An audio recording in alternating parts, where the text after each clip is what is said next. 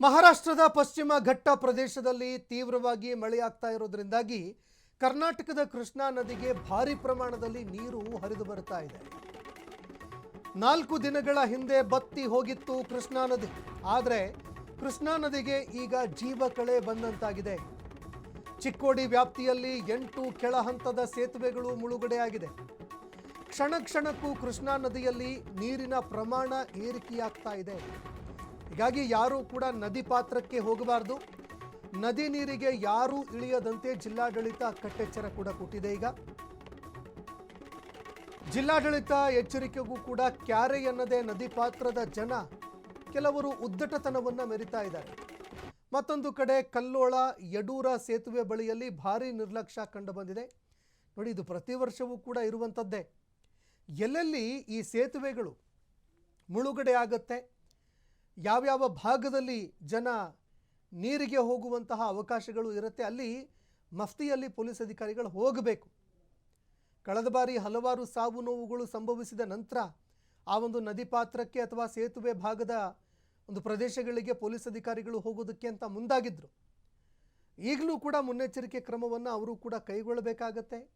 ಯಾರ್ಯಾರು ಉದ್ದಟತನವನ್ನು ಮೆರಿತಾರೆ ಅಥವಾ ಈ ರೀತಿ ನೋಡಿ ದೃಶ್ಯಾವಳಿಯಲ್ಲಿ ಬಟ್ಟೆ ತೊಳೆಯೋದಕ್ಕೆ ಅಂತ ಹೋಗಿ ಅನೇಕರು ಸಾವನ್ನು ಕೂಡ ಅಪ್ಪಿದ್ರು. ಹೀಗಾಗಿ ಆದಷ್ಟು ನದಿ ಪಾತ್ರದಿಂದ ದೂರ ಉಳಿಯುವಂತೆ ಜಿಲ್ಲಾಡಳಿತ ಕರೆ ಕೊಟ್ಟಿದೆ. ಅದನ್ನು ಪಾಲಿಸುವಂಥದ್ದು ಜನರ ಕರ್ತವ್ಯ ಕೂಡ ಹೌದು. ಒಂದು ವೇಳೆ ಏನಾದರೂ ಉದ್ದಟತನ ಮೆರೆದ್ರೆ ಅಥವಾ ಏನೋ ಸ್ನಾನ ಮಾಡಬೇಕು, ಬಟ್ಟೆ ಒಗಿಬೇಕು ಅಂತ ನದಿ ಪಾತ್ರಕ್ಕೆ ಏನಾದರೂ ಹೋಗಿದ್ದೇ ಆದರೆ ಆಗ ಅನೇಕರು ಕೊಚ್ಚಿಕೊಂಡು ಹೋದಂತಹ ಘಟನೆಗಳು ಕೂಡ ಸಂಭವಿಸಿದವು ಈ ಹಿಂದೆ. ಅದೇ ರೀತಿ ಈ ಬಾರಿಯೂ ಕೂಡ ಸಾವು ನೋವುಗಳು ಸಂಭವಿಸಬಹುದು. ಈ ಬಗ್ಗೆ ಮತ್ತಷ್ಟು ಮಾಹಿತಿ ಕೊಡ್ತಾರೆ ಪ್ರತಿನಿಧಿ ರುದ್ರೇಶ್ ಫೋನ್ ಸಂಪರ್ಕದಲ್ಲಿ ಜಾಯ್ನ್ ಆಗಿದ್ದಾರೆ. ರುದ್ರೇಶ್, ಇದೀಗ ಏನು ಪಶ್ಚಿಮ ಘಟ್ಟ ಪ್ರದೇಶದಲ್ಲಿ ಭಾರಿ ಮಳೆ ಆಗ್ತಾ ಇರೋದಕ್ಕೆ ಕೃಷ್ಣಾ ನದಿ ಮೈದುಂಬಿ ಹರಿತಾ ಇದೆ, ಭಾರಿ ಪ್ರಮಾಣದಲ್ಲಿ ನೀರು ಹರಿದು ಬರ್ತಾ ಇದೆ.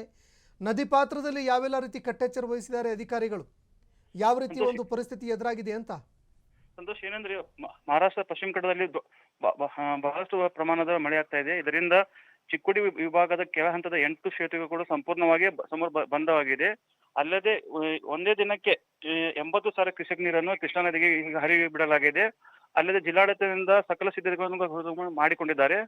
ಈಗಾಗಲೇ ನದಿ ಪ್ರವಾಹ ಆಗದಂತೆ ಜಿಲ್ಲಾಡಳಿತ ಸೂಕ್ತ ಕ್ರಮವನ್ನು ಕೈಗೊಂಡಿದ್ದು ಸುತ್ತಮುತ್ತಲ ಪ್ರದೇಶಗಳಲ್ಲಿ ಯಾವುದೇ ರೀತಿ ನದಿಗೆ ಇಳಿಯದಂತೆ ಕಟ್ಟೆಚ್ಚರ ಕೂಡ ನೀಡಿದ್ದಾರೆ. ಆದ್ರೆ ಕೆಲವೊಂದು ಕಡೆ ಸ್ಥಳೀಯರು ತಾವಿಗೆ ಮೀನು ಹಿಡಿಯಲು ಆಮೇಲೆ ಬಟ್ಟೆ ಒಗೆಯಲು ಸಹ ನದಿಗೆ ಇಳಿತಾರೆ ಅಂತ ಕಂಡು ಬಂದಿದೆ. ರುದ್ರೇಶ್, ನಿಮ್ಮೆಲ್ಲ ಮಾಹಿತಿಗೆ